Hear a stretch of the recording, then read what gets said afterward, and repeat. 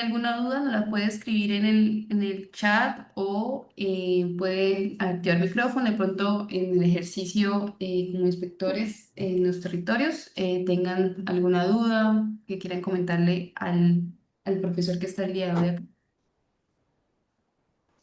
Bueno, pues en ese orden de ideas, inventémonos una dinámica para la participación de las personas.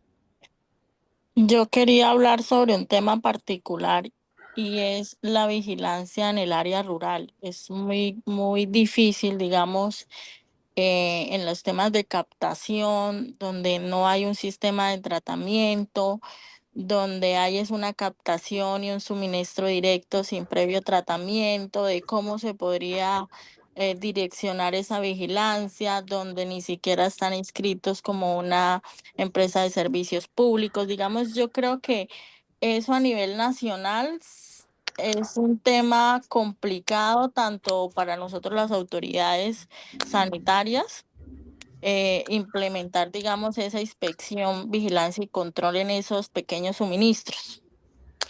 No sé qué podamos socializar respecto a ese tema de referencia.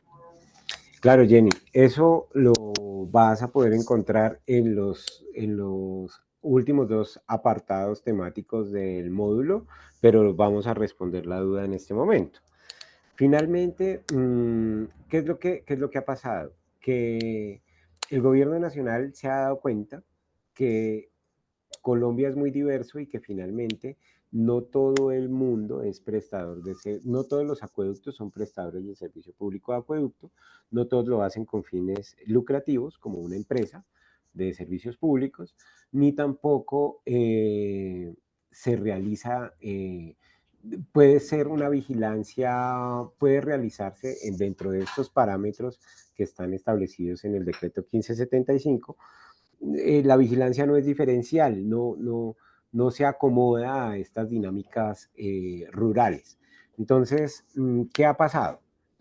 Desde el COMPES 3810 y el decreto 1898 del 2007, del 2017, perdón, se establecen los esquemas diferenciales para la prestación de servicio de acueducto y de los servicios públicos, dentro de los que me están escuchando muy bajo.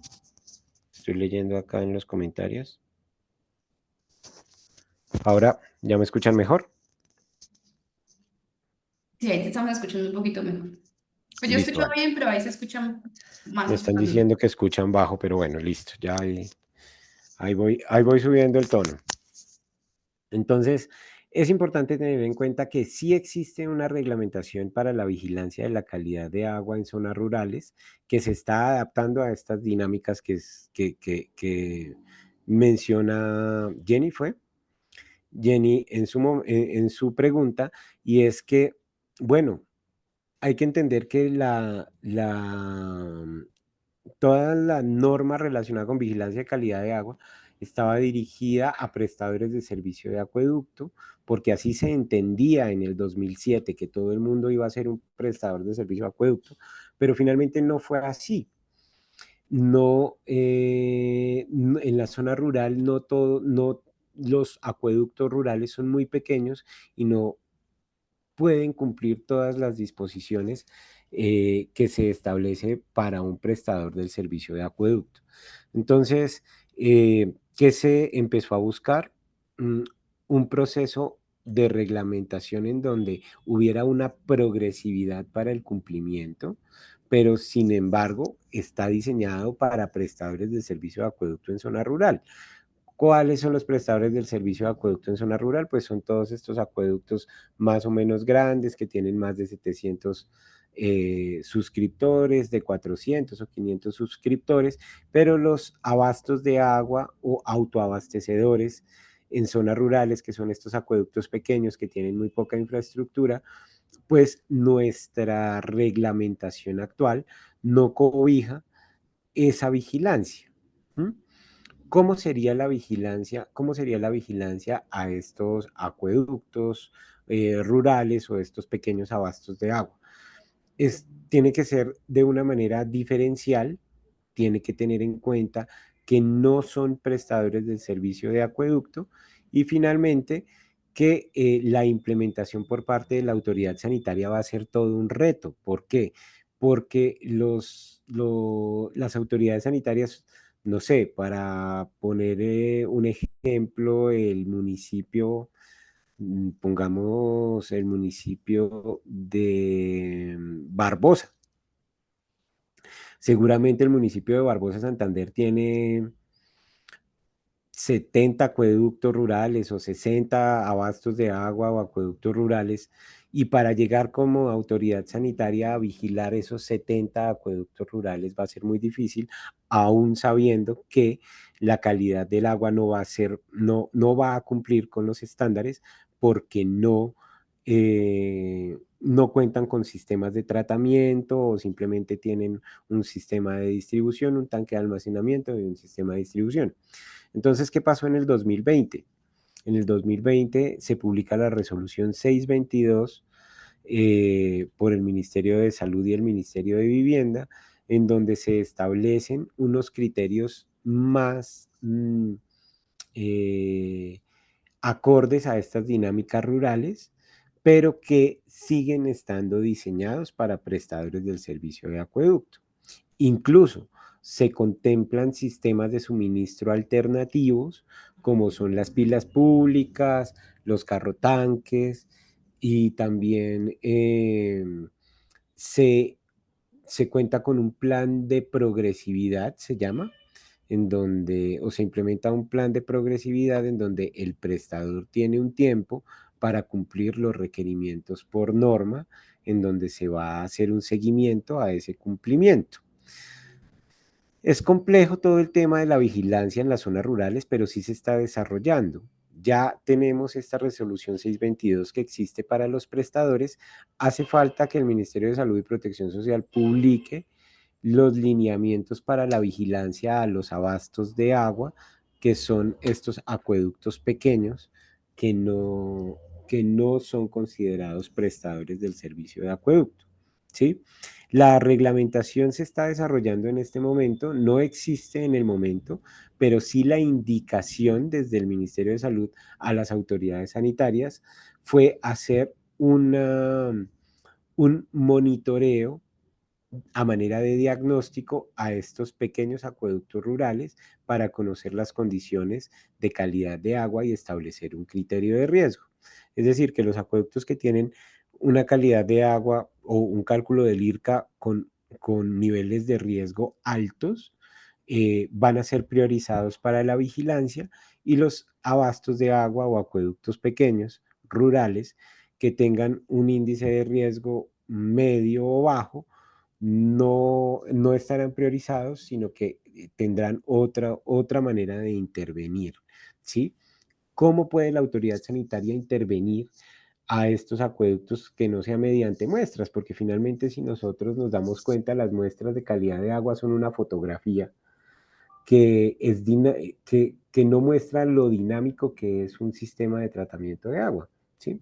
Un sistema de tratamiento de agua puede estar cumpliendo todos los estándares hoy a las 8 de la mañana, pero por una falla en un equipo a las 5 o 4 de la tarde ya puede no estar cumpliendo con todos los criterios o estándares de calidad, y pues no hay manera que la autoridad sanitaria pueda hacer una verificación o un control tan minucioso con una frecuencia tan alta. Entonces, al considerarse esto un reto, lo importante es que la autoridad sanitaria también pueda hacer actividades con estos acueductos rurales, actividades eso se llama, eh, se me fue la paloma, actividades de protección de las fuentes hídricas y de disminución del riesgo. No es el término porque no me acordé, pero ya me vendrá a la mente. Se me fue la paloma. Prevención de la enfermedad y disminución del riesgo. Entonces pueden hacerse charlas con estos acueductos para hacer talleres que conozcan la importancia del almacenamiento seguro del agua, de la desinfección por temperatura. Este tipo de dinámicas con estos acueductos rurales funcionan mucho mejor que las muestras de calidad de agua que finalmente, como lo mencionaba hace un minuto, son fotografías que pueden ser muy variables en el tiempo. Bueno, me extendí un montón porque no han participado mucho, pero bueno, espero haber contestado la pregunta ayer.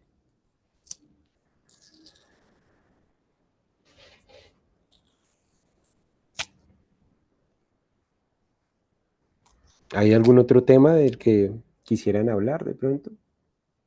En el chat hay unas preguntas, ¿ya las contestaste o te las leo? Ah, no las he En el leído. chat, si quieres yo te las leo. Mire. Alguien pregunta, ¿es obligatorio informar a la unidad con cuántos días antes de tomar la muestra? Sí, sí es obligatorio hacer notificar la vigilancia de la calidad de agua, de hecho tiene que ser concertada. Lo ideal es que sea un día antes para que minimizar este tiempo que el prestador del servicio de acueducto pueda tener necesidad de, pueda tener la alternativa de modificar de alguna manera su proceso de tratamiento. Ok, también preguntan, por favor, ¿nos podrían guiar sobre el seguimiento y controles a piscinas? Seguimiento y controles a piscinas no están dentro de la normativa, dentro de la temática que se escogió para este taller, pero pues sí podría mencionarles el decreto que está ahorita vigente, aunque no hace parte de la unidad o del módulo. De pronto sí hay una pregunta más específica, pero finalmente ese tema no hace parte del módulo de piscinas.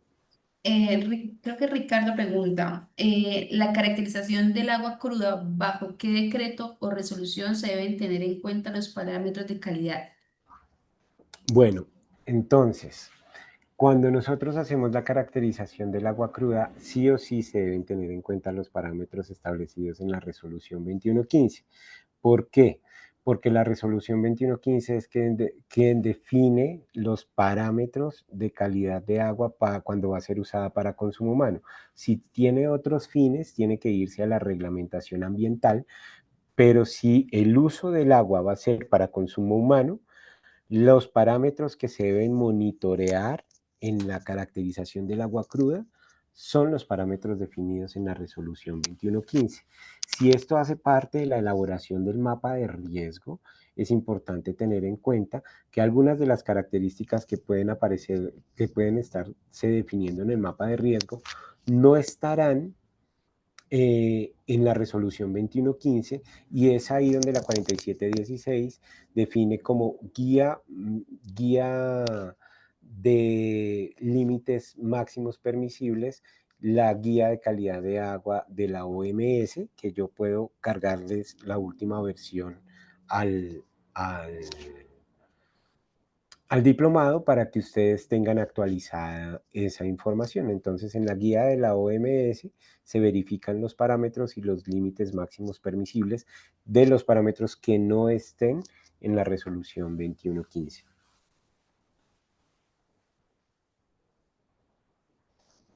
¿Me están escuchando bien? Sí, en general te estamos escuchando. María Teresa, bueno, también nos pregunta por el decreto de piscinas. No sé si de pronto les puedas ahondar un poquito del tema de piscinas. Sé que no entra dentro de la temática, pero ¿puedes solventar alguna duda de cuál es el decreto o si lo tienes ahí? No, pues avanzamos. Déjame, vamos avanzando mientras yo lo voy mirando acá. Eso sí, mientras el ingeniero lo busca, si alguien más tiene alguna duda, o algún caso que quiera comentar, ese es el espacio. Para eso está diseñada estas sesiones, para que solventemos las dudas. Pueden abrir el micrófono o lo pueden escribir en el chat. Les recuerdo que ya la unidad la tenemos abierta en el, en la plataforma Moodle.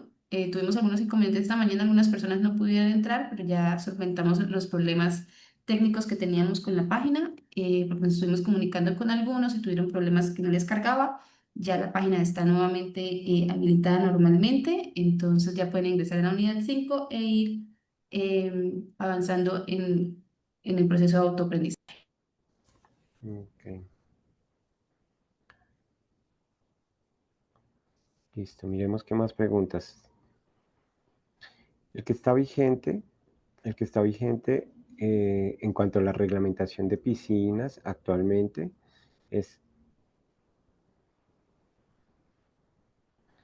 el decreto 1209 del 2008, la ley 1209 del 2008. Es la reglamentación que tenemos ahorita para piscinas actualmente. No está, el decreto fue derogado y no ha habido una actualización hasta el momento. Pero lo que les digo, no tenía preparado el tema de piscinas, no podríamos responder esas preguntas para la sesión sincrónica de la próxima semana, porque ahorita no lo tenía dentro del panorama, mejor dicho, ni siquiera lo mencioné, porque no estaba, no estaba en el pensum, pues. ¿Listo? Entonces vamos a incluir un pequeño apartado de reglamentación de piscinas para la próxima sesión sincrónica, ya que hay tantas preguntas. Sí, ahí estaban comentando en el chat que no se ha emitido la nueva regulación para piscinas, que se debe seguir a la espera de la nueva reglamentación. Le están comentando algunos compañeros dentro del chat. Ujú. Importante registrar su asistencia. Bueno, todos estoy mirando pues, qué más preguntas hay. Bueno, pues así esperamos poder. Tal vez quisiera saber qué pasaba con la clase del doctor Álvaro.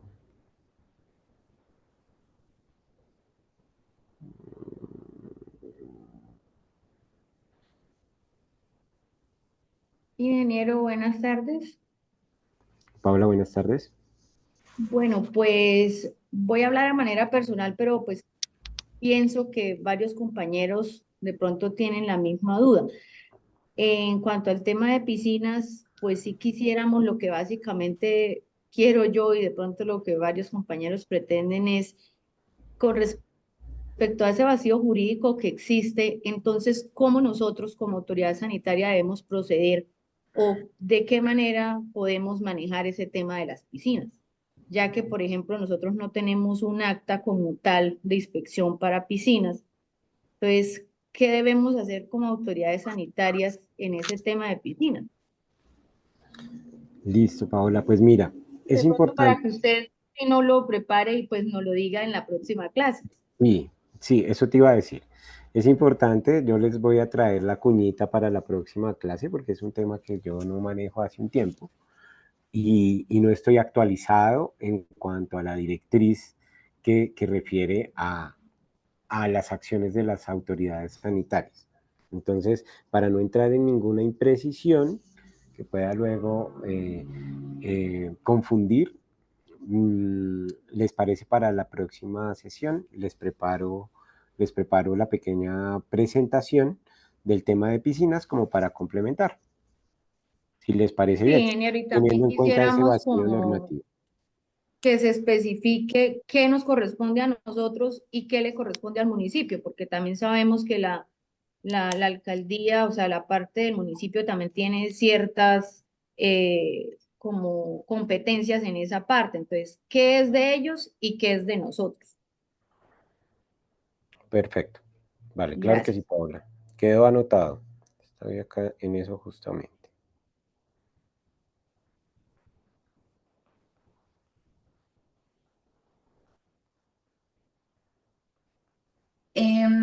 Miller también nos aconseja, pues en el caso de él, quisiera saber un poco más sobre la elaboración de mapas de riesgo eh, Ujú. para la próxima sesión, de pronto tal vez tenerlo en cuenta. Sí, Sí, el tema. finalmente para la próxima sesión vamos a abordar los temas de mapa de riesgo de una manera más específica.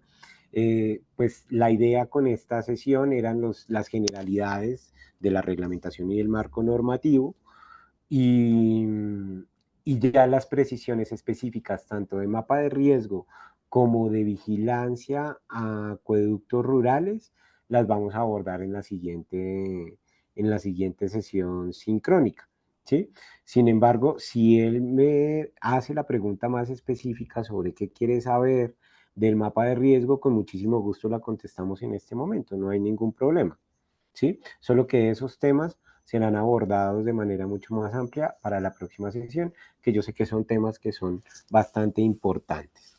Pero si él tiene alguna duda específica con la elaboración del mapa de riesgo, con mucho gusto.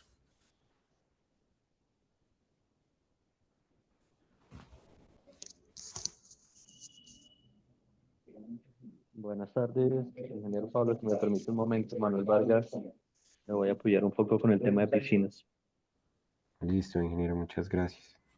Bueno, compañeros, buenas tardes. Como bien lo saben y lo mencionó el ingeniero Pablo, la norma de piscinas está derogada en materia sanitaria en lo que nos corresponde a nosotros como Inspección, Vigilancia y Control, ya que no hay unos parámetros establecidos para el control en la vigilancia de la calidad del agua de piscinas.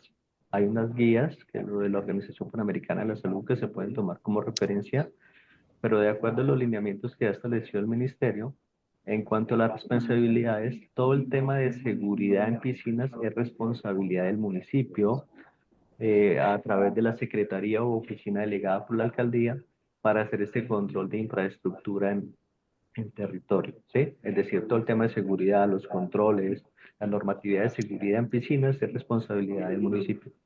Nosotros como autoridad sanitaria, de acuerdo al lineamiento, estamos utilizando el acta general para hacer la inspección sanitaria, lo locativo de la piscina en la parte del estanque, ¿sí? Verificar condiciones sanitarias con acta general.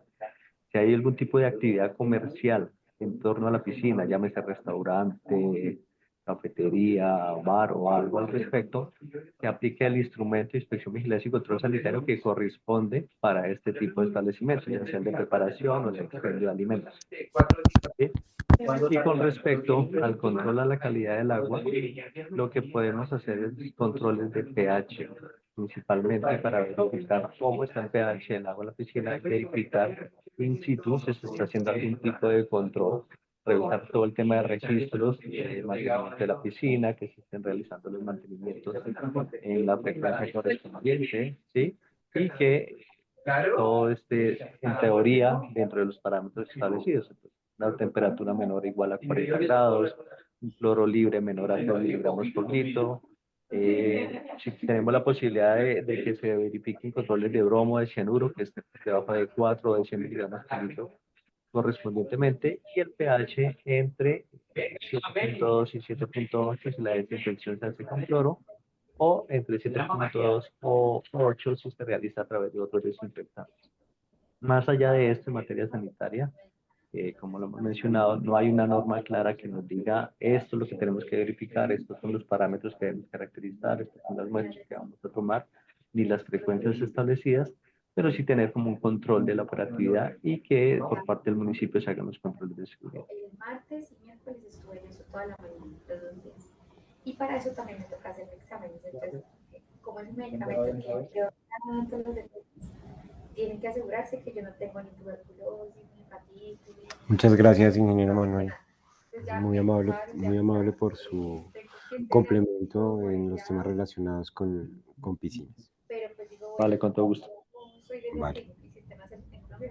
Voy a contestar a Miller Martínez. Él dice, si bien es cierto, son nuestros compañeros profesionales quienes deben manejar, pero considero que como técnicos es un fortalecimiento de capacidades que deberíamos tener. Los mapas de panorama de riesgos que son inherentes a los sistemas de suministro sobre los cuales ejercemos vigilancia. Bueno, Miller, es importante tener en cuenta que en la elaboración del mapa de riesgo es competencia de la autoridad sanitaria, pero finalmente para la formulación es un trabajo intersectorial. Entonces, al ser un trabajo intersectorial, existen diferentes alcances por cada una de las entidades. Resulta que la calidad del agua es transversal en temas ambientales y sanitarios, también en temas de suministro de servicios públicos domiciliarios.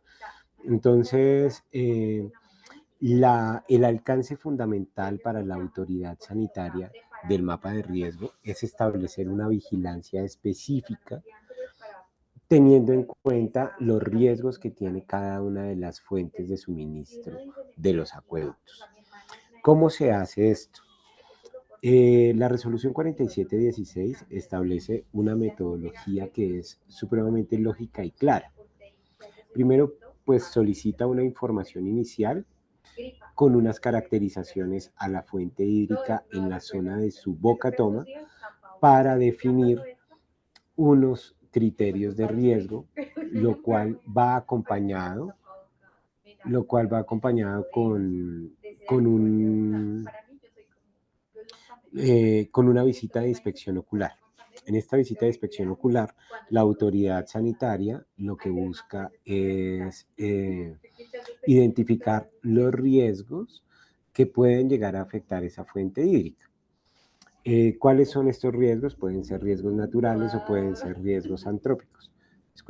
Discúlpenme un segundito. Listo, estamos. La identificación de estos riesgos conlleva la elaboración de un anexo técnico 1.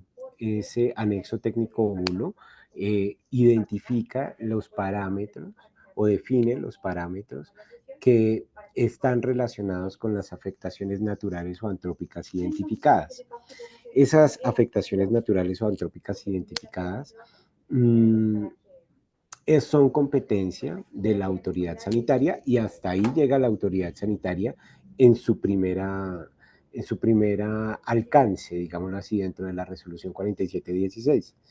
Luego de que se identifican estos parámetros, el prestador debe hacer una caracterización de esos parámetros. Generalmente son los parámetros que no están dentro de la resolución 2115. Puede ser cromo hexavalente, puede ser algún hidrocarburo específico en las zonas donde hay exploración y explotación de hidrocarburos, o pueden ser minerales o metales pesados específicos relacionados con las afectaciones que nosotros identificamos en las fuentes. Entonces, ahí es donde existe cierta complejidad en la elaboración del mapa de riesgo, porque como la competencia es del prestador, y si el prestador no tiene la capacidad económica para hacer la caracterización de estos parámetros especiales, digámoslo así, pues la elaboración del mapa de riesgo queda truncado. Pero si no es el caso y el prestador realiza la caracterización de estos parámetros identificados en la primera fase del mapa de riesgo, se identifica luego este resultado, es emitido y dirigido a la autoridad sanitaria, quien define si estos parámetros que ella identificó como riesgosos se encuentran fuera del límite permisible definido, bien sea por la resolución 2115 o por la guía de calidad de agua de la Organización Mundial para la Salud. Si esto sucede,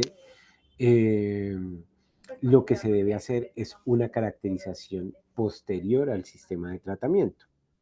Esa caracterización posterior al sistema de tratamiento se hace en el primer punto de toma de muestra del sistema de suministro, en el más cercano a la planta de tratamiento.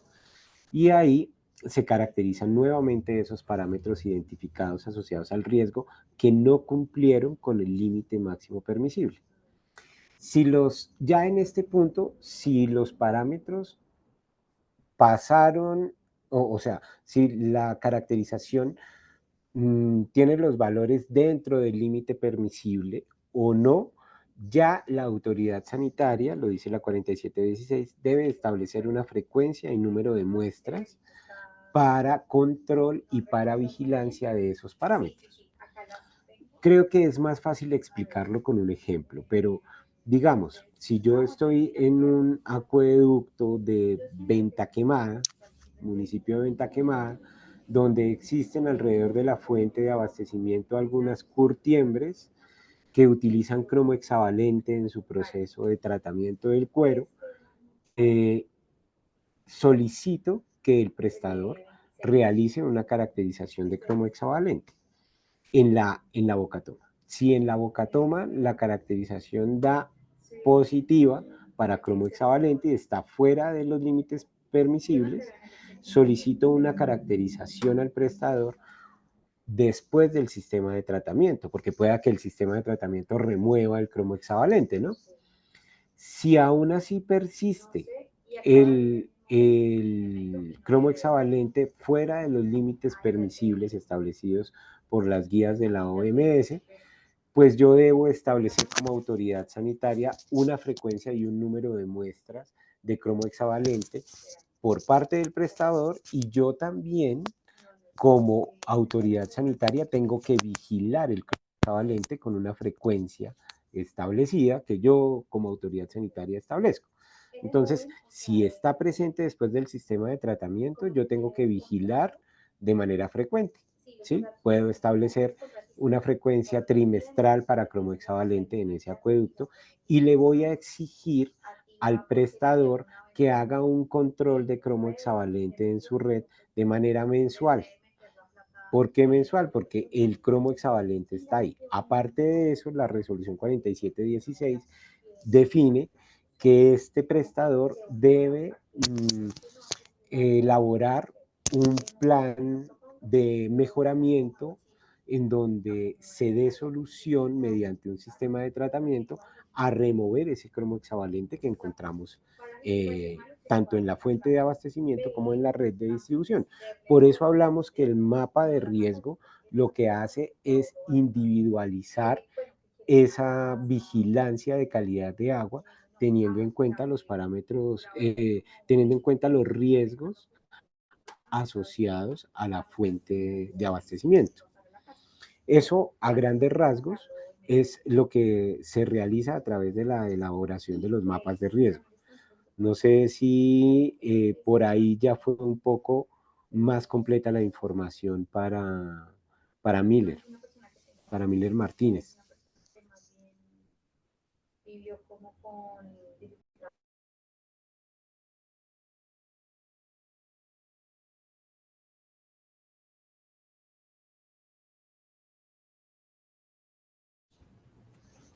Bueno, creo que ya no hay más preguntas. O si alguien más desea abrir el micrófono y preguntar algo, igual tenemos varios temas para tratar en la próxima sesión. Como decía el ingeniero, esta primera sesión era como un abordaje inicial de las generalidades del tema. Ya lo que ustedes nos han comentado, lo que quisieran que abordáramos, se abordará en la siguiente sesión. Entonces, digamos que 2 minuticos por si alguien tiene alguna pregunta. Abre el micrófono, si no, pues damos por cerrada la sesión. Mientras tanto, bueno, comentarles que es importante que por favor hagan el registro de asistencia, el cual está en el chat. Ya hemos respondido algunas de las preguntas y hemos hecho soporte a algunas personas que han tenido inconvenientes con algunas actividades o ingreso a la plataforma. Si igualmente tienen alguna inquietud, igual en el chat está la información de contacto, número de celular de la coordinación y del soporte. Estaremos dándoles toda la información y un correo electrónico por si desean escribirnos mediante correo. Queremos recordarles que esta es la primera sesión de la unidad 5. La próxima semana tendremos la segunda sesión. Les recuerdo que son 6 unidades, por lo que ya estamos próximos a cerrar el diplomado. Es importante que por favor avancen, sobre todo pues, en el contenido, y pasar con el 80% las evaluaciones finales de cada uno de los módulos, que son los que permiten avanzar al siguiente. En algunos módulos hay actividades de entrega que no son calificables, sino que se van a ser socializadas en el cierre del diplomado, en el encuentro presencial. Nosotros les estaremos indicando la próxima semana, dándoles el enlace de inscripción para que por favor se inscriban, digamos, al encuentro que vamos a tener finalizando el cierre. Leo que no han invitado a la unidad 5, ya les escribiría a la persona encargada, de pronto no lo ha habilitado, pero la idea es que hoy ya esté funcionando la unidad 5, ya les estaré confirmando.